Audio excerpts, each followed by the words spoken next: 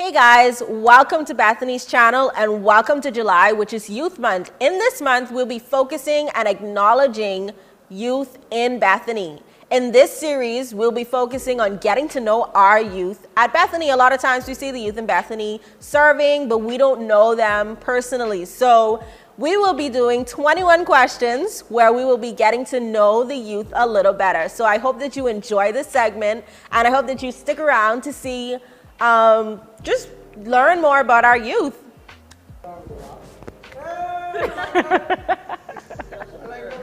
My name is Valencia Bullens. My name is Cameron Sands. I am blank years old. I am currently a student at Oakwood University. I'm studying psychology to eventually move on to do child and adolescent developmental psychology, to be a psychologist. Awesome. I'm born here in Nassau, grew up in Freeport, but been back in Nassau for the past 6 plus years. I work at Jimmy's Wines and Spirits. You probably gotta edit that out. Yeah, I work at Jimmy's Wines and Spirits as a sales rep. I've been in the sales industry for the past 2-3 years. I find that I really love it. I don't think I'm gonna switch up anytime soon. I just started school, about to start school at UB, pursuing my bachelor's in business administration with a focus in accounts. I have one beautiful daughter. She is my everything. So yeah, that's about me in more than a nutshell. Awesome. So at Bethany, I am one of the youth praise team leaders. And yeah, that's about it. Okay, so what's your favorite part about that role? First of all, I love music ministry. I think it's such a beautiful thing. It's such a fun and an amazing experience.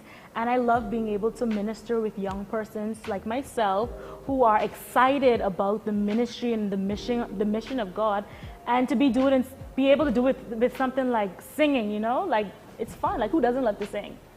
At Bethany, I serve in the communications department, currently as a cameraman. Also, I somehow facilitate or try to facilitate the youth ministry as best as I can. It's a bit rough, but yeah, that's what I do. Okay, what is your favorite part about those roles? Or you could choose one role. Let's say what your favorite part is. I personally like to be in the background. So as a cameraman, you usually don't see me, but I'm always there. And for me, I like it because I have the opportunity to serve without getting any recognition for it because I'm behind the scenes. Unless you're actually there in the physical presence, yeah, that's what I like about it.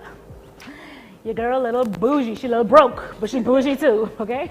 A fun day for myself, or the perfect day, a good day for myself would be a spa day, a nice brunch, a spa day, and just like relaxing for the rest of the day. Like, I am a very boring person, I'm sorry.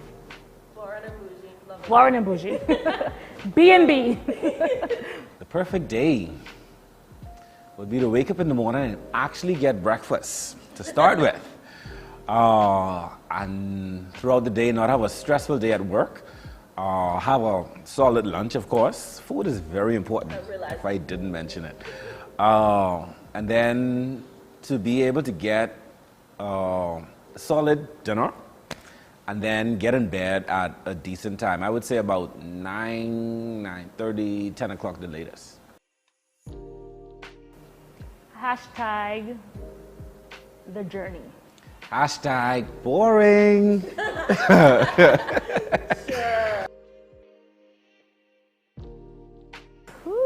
I've learned a lot. First of all, I think my faith has been tried this year. I've learned to keep on pushing even though it may seem difficult.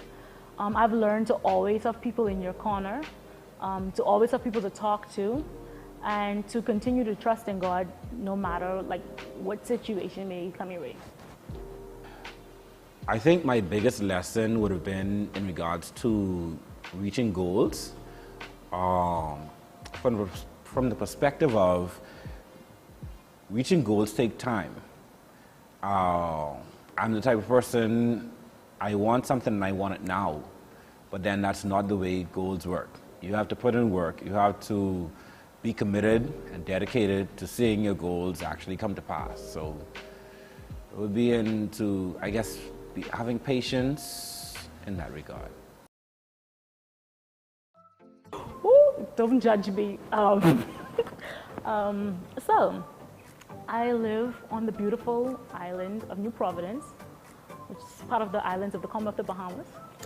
And Valencia Bullens does not know how to swim. Valencia Bullens also doesn't know how to ride a bike. Something as a young man I feel as though I should know how to do, what I don't know how to do is play basketball. Yeah, it didn't happen. That's fine. Oh my goodness, I was literally just having a conversation about this. I want to travel the world, okay? Like every corner, every crease, every crevice. I want to explore the world because I think this world is so big and beautiful.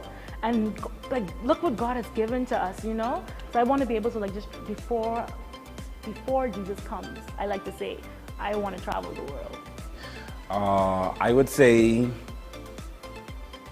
I would have to go back to the Holy Land experience. Small plug-in for them if you've never been to the Holy Land experience. Especially as a Christian, as a young person, I highly recommend and highly rate it. The Holy Land experience is phenomenal.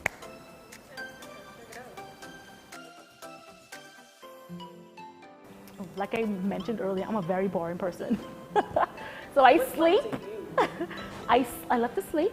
Such a beautiful thing. It's amazing. But I don't know, I'm not like a fussy person. I kind of like go with the flow. So I just like a nice chill environment. Go out, dinner and a movie, just relaxing, go to the beach.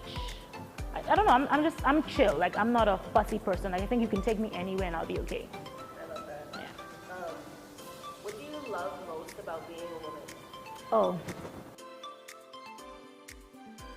This is gonna sound so, what's the word? Like vain or like shallow. But I don't know, I just like womanhood in general, like being able to dress up, shoes, right, and being a black woman at that, right? So as shallow and as vain as it sounds, I just like everything about womanhood, you know? I like the experiences that we go through, being able to learn certain things, but just being able to dress up and be cute. Hallelujah. First of all, the fact that I'm a man.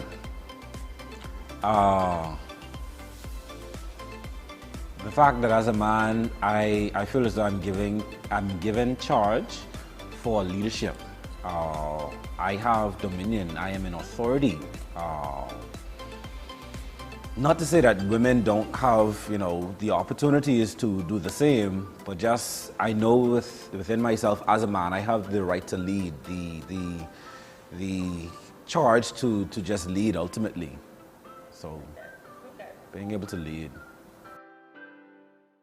For me, success is being able to accomplish your goals, getting to a place of not just being comfortable, but being able to reach a point financially where you're able to assist yourself and assist others, having your education, working a nice job, just, I don't know, just, I guess that's it.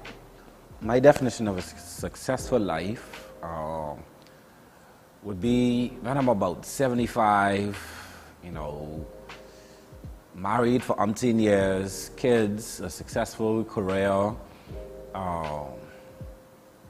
with, I would say, a very solid, for lack of a better word, solid relationship with Christ, even in my old age at that point. And also to have my kids, you know, grow up, be decent citizens, you know, of the country, giving back service, whatever the case may be. So yeah, that. I'm passionate about speaking. I realize it's a gift that I'm somewhat afraid to develop because I guess that would be the fear. I'm scared to know where my speaking will take me and if I'm ultimately ready for that experience. So that's my passion and my fear. Okay. What is a cause that you are passionate about? I'm passionate about two things. I'm passionate about music ministry on its own. Like we spoke about that earlier. Like I love music. I just love what music ministry means and what it does for persons. And I'm also passionate about mental health and also child and adolescent development. I feel as though we take more time in learning how children develop and getting an understanding of the way their brains are wired and the way they do things, then it will help the society that we have now. It will kind of alleviate a lot of the problems that we have. I plead the fifth. Let me stop. I am single, okay? I'm single. Okay. Not Shane. Oh, that. I'm single. Okay. Single. My freedom and my space. Like, I think, especially at this stage in my life, I feel as though because I'm so young and I want to accomplish so much, it's not saying that you can't accomplish it with someone else, but because I want to accomplish so much, I like the fact that I don't have to answer to anyone. I don't have to worry about anyone else. Like, at the age that I'm at, this is the time for me to be selfish and think about me and only me and make sure I get where I need to get. I think the fact that I am single and having the opportunity to date around, to know what I like and what I don't like, what I stand for and what I don't stand for, I guess having the opportunity to date, ultimately. I think singles ministries and churches is a good way to bring single persons together in church because the Bible speaks about being unequally yoked. And I think spiritually that plays a very integral role in ultimately a lifelong family. So the fact that singles ministry can bring me and Valencia together, or me and Aisha together, or me and another young lady of like spiritual minds together, to ultimately, in the hopes, future, family, whatever the case may be, I think that's pretty good. What's the weirdest thing that you've done recently? Okay, I do a lot of weird things, and they're so sporadic, and they're very random, right? So the most recent thing, when it comes to, I'm not a foodie, but I know what I like. I don't like peanut butter by itself. I kind of like peanut butter with jelly, but if I don't have peanut butter by itself, I normally put like bread with peanut butter, and like the rich tea crackers or rich tea cookies, I put it in between the sandwich, and that's how I eat my peanut butter sandwiches. How did you discover that? I don't know. Like one day I was sitting down, I was like, I had the peanut butter and the jelly, and I had the cookies, and I was like, I wonder how they would taste together. So I just put them together, and voila. You should try it. It's really good. I probably won't, but thank you. What do you do when you're feeling low spiritually? Music. Music is what has gotten me through some of the lowest points in my life. Like persons like Jonathan McReynolds, Tasha Cobbs, Jacqueline Carr, like those artists, like just the words that they sing, it's almost as if they're in my situation right at this moment, right at this time, and they're speaking about what's going on in my life. But then the song goes on because the song ends in a victory, and it reminds me of what God can do for me and where God can take me and what He has in store for me. So music has always been, and that's why I'm so passionate about music ministry, because I feel that there's so much in what can be shared with the world. And if persons could just tap into that, it's an amazing feeling. Feeling low spiritually, I listen to motivational speakers. predominantly my go-to guy would be Steve Harvey. And for the fact that he, a part of his introduction to his I guess podcast speeches, he would say, hey, I'm not 100% Christian, I sin. So for me, I could relate to that because I try, but then, sin still so easily besets us. So Steve Harvey, he gets me where I am and bring me up to where I need to be. And I would say that's it for me. Give me that motivation, that drive to carry on throughout my day, my week, my month, my year, ultimately. So yeah. I heard someone use a statement like a fast food kind of relationship. So I think my relationship with God was stagnant. I don't think I really I was brought up in the church. So I had an idea about, okay, what Christianity was like, and I had an idea, okay, I'm supposed to have a relationship with God, but I didn't truly understand what it meant.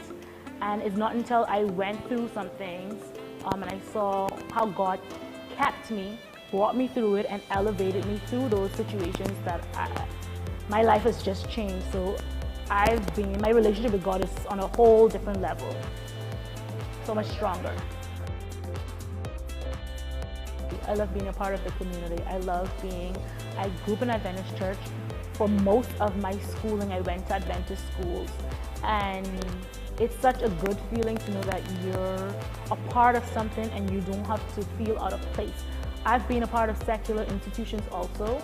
And believe it or not, there's a big difference. People may say, oh, it's not a difference. No, there is a difference. When you're accustomed to something, it's just a matter of, I just like the unity. I like the fact that we all share one common goal, one common mission. I like the fact that if I'm in Bethany on Sabbath morning, there's somebody in China singing about God's goodness also, singing Great is Thy Faithfulness.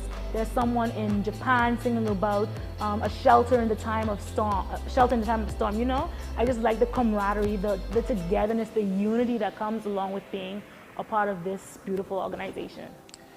My most favorite thing about Adventism would be the fact that we, in my opinion, we are different. To some extent, we're set apart.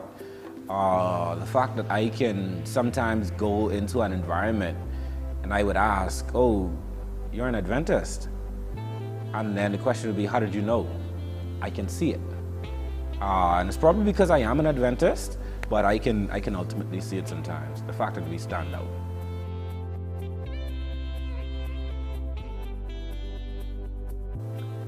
Find Christ for yourself, especially if you've been brought up in the Adventist church. We have a tendency of trying to latch on to what we've been taught. So our parents were Adventists, we're third, fourth, fifth generation Adventists, and we tend to want to continue on this tradition, this culture of Adventism, and we don't take the time to understand what Christ means to us. We don't take the time to understand what it means to have a relationship with God. And I feel as if we start there. Know God for yourself. It's not going to be easy. It won't ever be easy. But if you know God for yourself and you start there, then you have something to go by. So I think that's the biggest thing, and everything tends to fall in line. Get a relationship with God on your own. Know the Adventist faith, know your Bible, and have an understanding, and be true to yourself so that when things go wrong, you don't always have to worry about what persons have to say. But you know, okay, God has me in his arms, and I can do wrong, but he's willing to forgive me for my sins. So yeah. I love that. That was so much fun. Thank you. It was fun. A lot of your answers. Hopefully we can do this again sometime. Yes. So do you have any closing remarks you'd like to say? Anything you want to add? Want people to know about you? Well, not really. I think we covered most of it, but I would say, especially to our young people, discover the world. The world is so big, you know what I mean? Allow yourself to be a part of initiatives. Allow yourself to be a part of positive things. Don't be idle. The devil finds work for idle hands. So just allow yourself to explore the world. Make smart decisions. There's this thing where we feel as though we can't have fun and be smart. You can have fun, you can go out there and enjoy your life, but be smart about what you do. Be smart in your decisions and be true to yourself. Have your own identity and you'll be fine. Thank you. You're welcome. My advice to young Christians or young Adventists predominantly would be to find God ultimately for yourself, first of all. Know why you're an Adventist. Don't do it because mommy or daddy or whatever the case may be brought you into it. Do it for yourself. I find that, being in the church, every now and then you'll be discouraged.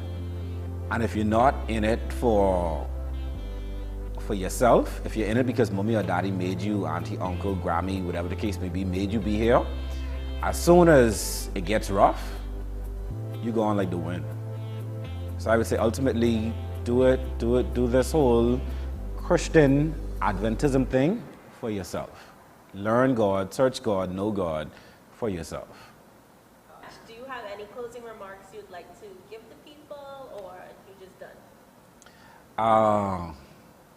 Only because I know this part will be edited out. Don't order from when you're really hungry, because they don't deliver. It's been an hour. Hey everyone, welcome to our Friday sessions with our Bethany youth.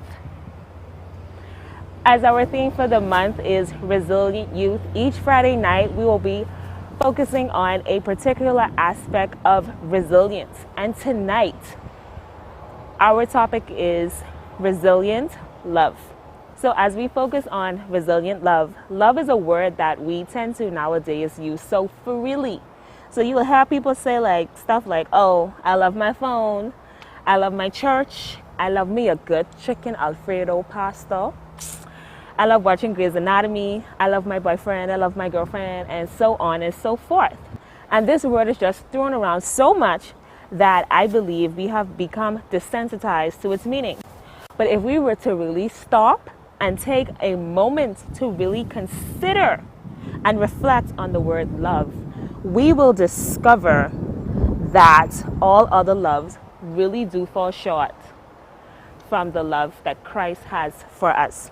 And in John 3:16, it tells us, "For God so loved the world that he gave his only begotten Son, that whosoever believes in him should not perish, but have everlasting life." And can you imagine, well, you parents out there, can you imagine giving up your child for sinful people? I'm talking about people who you know, after you tell them do A, they will do B. If you tell them don't do B, they will do B. And these are people that you know are going to constantly fail time and time and time again. No matter what you say, they're going to be disobedient, but you still love them anyway. I don't know about y'all, but I promise you, I was not doing it. I was not giving up anyone I love for people, for sinners, for people like y'all, for people like me. I promise you it was not going to be me.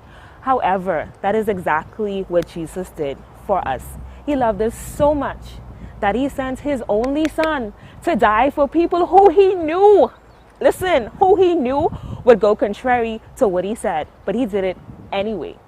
And I don't know about you, but I'm so, so, so grateful to have a God like that, that loves me, that loves you, that no matter what you do, he still loves you. He sacrificed his only Son for us. People who aren't even close to deserving the sacrifice.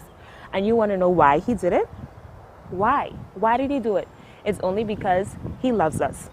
And so I want you to understand that if you were the only person that Jesus had to die for, he would have done it. He would have done it for you and you alone. God still would have sent his Son because you are worth so much to God. He desires to be in a personal relationship with you now because ultimately he loves you. So I want to encourage you, whether you're single, you're dating, you're engaged, married, or you're in an entanglement, I encourage you to pursue an intimate relationship with Christ, because only He loves you so much, and you will learn for yourself how amazing and indescribable His love truly is for you. And so I want to take this time to thank you all for spending your Friday nights with us, with the youth here at the Great Bethany Church, the church where resurrection takes place. And I hope that we will see you next Friday as we continue to get to know our youth a little better with another segment of 21 Questions. And with that being said, I have nothing else to say. I think I talked a lot this segment. So I'm going to see y'all later. So, woo! That's how you do it. Just move your hand, but Bye. Peace out.